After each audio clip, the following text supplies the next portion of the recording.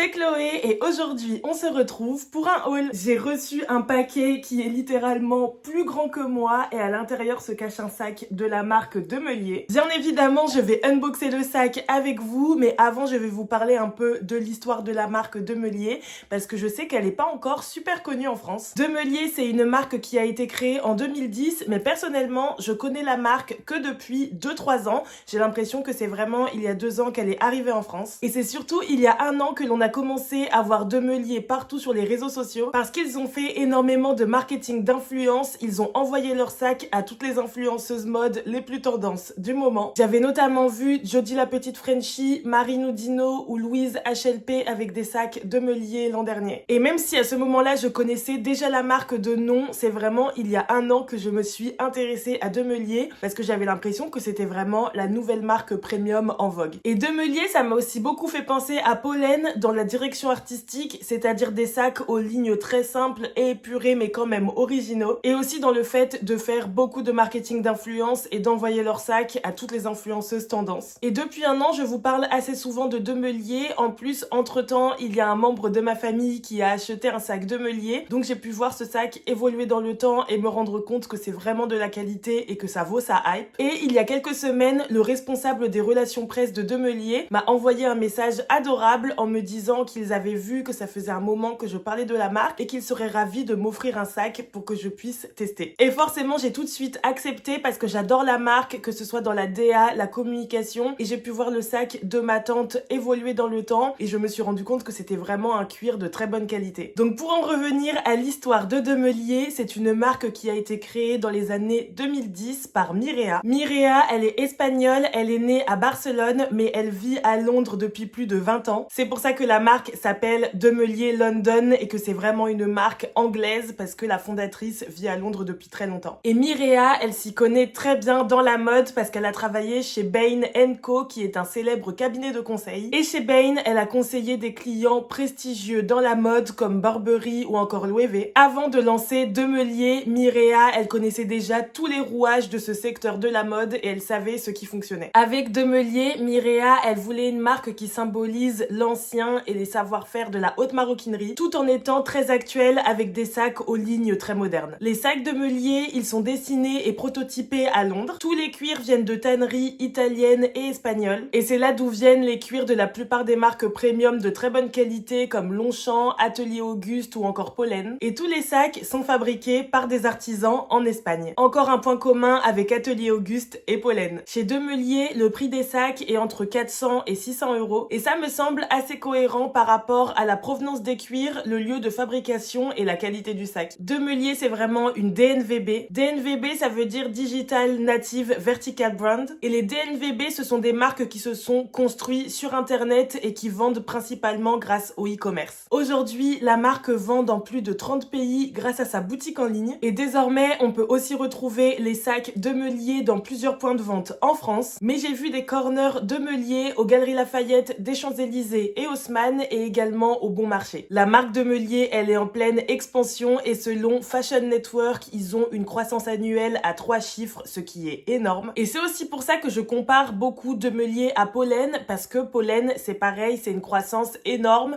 des lieux de fabrication à peu près similaires et une communication que je trouve assez semblable également. Et autre point qui est similaire, c'est le celebrity marketing qui est utilisé parce que l'on a vu les 2 princesses britanniques avec des sacs Demelier au bras. Pour Kate Middleton, c'était le modèle Montréal Mini que je trouve vraiment ravissant. Et quant à Meghan Markle, elle a succombé pour le modèle London. Celui-ci, c'est un peu moins mon style, mais je trouve qu'il correspond bien à la DA générale de Meghan Markle. Et je trouve que c'est super intelligent de la part de Demelier de faire ça, parce qu'il y a énormément de personnes qui scrutent toutes les tenues de Meghan Markle et de Kate Middleton. Il y a même des comptes Instagram spécialisés qui montrent tout leur look lors de sorties officielles. Et en plus, comme Demelier est une marque britannique, je vous rappelle, c'est Demelier London, ils ont encore plus de légitimité à faire ça en fait. Parce qu'on sait que les membres de la famille royale britannique portent souvent des sacs Mulberry. Et Mulberry, c'est vraiment la marque de maroquinerie la plus connue en Angleterre, je pense. Mais d'avoir Demelier comme autre marque fétiche pour les sacs à main, je trouve que c'est très intelligent pour eux également. Parce que du coup, la jeune génération de la famille britannique se montre avec des tenues plus accessibles et que la population anglaise pourra plus facilement facilement acheter. Parce que comme je le disais auparavant, un sac de Meulier, ça coûte entre 400 et 600 euros. Ça reste cher, hein, bien sûr,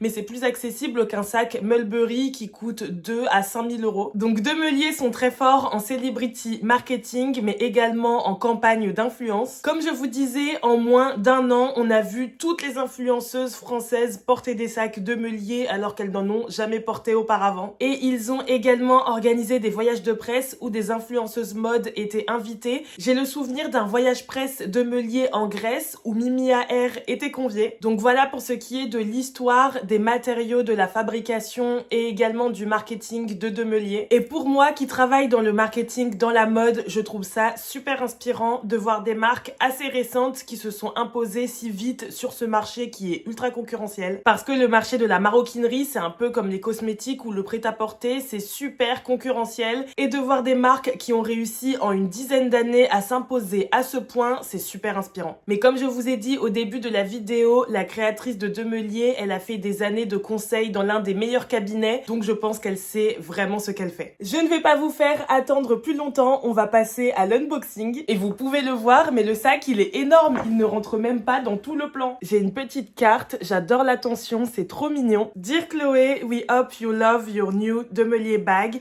and we can't wait to see you styling it. Best wishes. Trop chou! Voici la beauté, il arrive dans un énorme dust bag De Meulier. Vu la taille du sac, je pense que vous vous doutez du modèle que j'ai choisi, mais j'ai hésité pendant des heures parce qu'il y a plusieurs sacs De Meulier que j'adore. J'ai vraiment beaucoup hésité entre le New York, le Vancouver et le Montréal. Le Vancouver, il est très beau, c'est le modèle le plus simple à porter, mais il ressemble déjà à des sacs que j'ai dans ma collection, donc je trouvais ça assez dommage. Le Montréal, il est super chic, vraiment c'est le sac le plus élégant, je le trouve magnifique. Portez-main, c'est vraiment un sac de grande dame, mais je trouve qu'il ressemble un peu à mon sac Le Tanner, donc pareil, je trouvais ça un peu dommage. Donc on va faire le reveal, mais avec tout ce que je vous ai dit, vous savez que j'ai opté pour le modèle New York. C'est le modèle le plus connu chez De Meulier, c'est vraiment leur forme signature, je le trouve très beau. J'adore ce côté un peu froissé, je trouve qu'il ressemble un peu à une origami japonaise ou bien un papillon, c'est très beau. Pour être totalement transparente avec vous, à la base, je voulais le modèle Mini New York. C'est celui qui a des anses un peu plus courtes, je pense qu'elle s'arrête là et qui est un peu plus petit. Comme ça, c'était vraiment un sac à porter en sac à main la journée, alors que lui, c'est plus un cabas pour le travail. Mais je pense qu'il y a eu une petite erreur de communication, donc ils m'ont envoyé le grand, mais je suis très contente, il est vraiment super beau. Il fait un peu moins sac à main que le Mini New York parce qu'il se porte à l'épaule avec les grandes anses, mais ce qui est super pratique, c'est qu'on peut mettre plein de choses à l'intérieur. Typiquement, je peux mettre tout mon petit bazar pour filmer avec mon trépied, mon ordinateur et ma ring light, et je peux le porter à l'épaule, donc c'est quand même un peu plus sécurisant qu'un sac que l'on porte juste à la main comme ça et qu'on peut arracher super facilement dans la rue. Au niveau des matériaux, c'est un sac en cuir grainé pleine fleur. Le cuir pleine fleur, c'est vraiment le cuir de meilleure qualité. Je vous en parle dans ma vidéo de la semaine dernière. Mais pour vous faire un petit récap, en fait, le cuir pleine fleur, c'est la couche de cuir qui est la plus proche de la peau de l'animal. Donc c'est celle qui est de meilleure qualité, qui a le moins de défauts et qui s'abîme le moins. Le cuir de moins bonne qualité, c'est la croûte de cuir. C'est pour ça qu'il s'abîme facilement et qu'il peut vite avoir des défauts. Et le cuir pleine fleur, c'est celui qui sera le plus pur, même sans avoir beaucoup de traitement. Et comme ça, c'est quelque chose qui est assez méconnu, il y a pas mal de marques et même des marques de luxe qui n'utilisent pas de cuir pleine fleur parce que du coup, ça coûte moins cher, mais du coup, leurs sacs sont d'un peu de moins bonne qualité. Donc moi, je trouve ça top que des marques premium comme De Meulier utilisent du cuir pleine fleur qui est très qualitatif, alors que certaines maisons de luxe qui vendent des sacs à 3000 € n'en utilisent même pas. Donc je vous ai bien rapproché le sac. Le fermoir, il y a un peu des traces de doigts parce que je viens de retirer les protections. Mais du coup, vous voyez, c'est un cuir qui a des très beaux grains. Et comme les grains sont assez gros, je pense qu'il ne va pas se rayer facilement et qu'il va être assez résistant.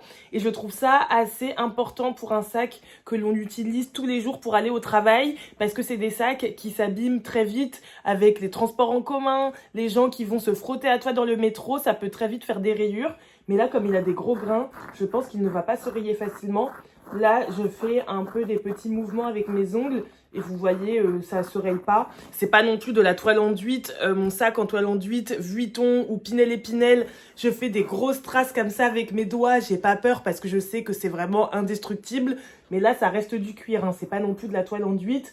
donc il faut y aller mollo, mais c'est pas avec un frottement que vous allez avoir une grosse rayure. Alors que sur un sac en agneau ou en box, si on fait des traces comme ça avec des ongles, sachant que mes ongles ils sont quand même un peu longs, bah ça va tout de suite faire une trace et ça peut faire une micro rayure. Donc ce sac là, je pense qu'il sera assez résistant, mais bon, faites attention quand même, ce n'est pas un cabas en toile enduite que vous pouvez limite lancer par terre et il n'y aura pas de rayure dessus. Donc là, on a le petit fermoir que l'on peut ouvrir pour écarter les petits liens ici.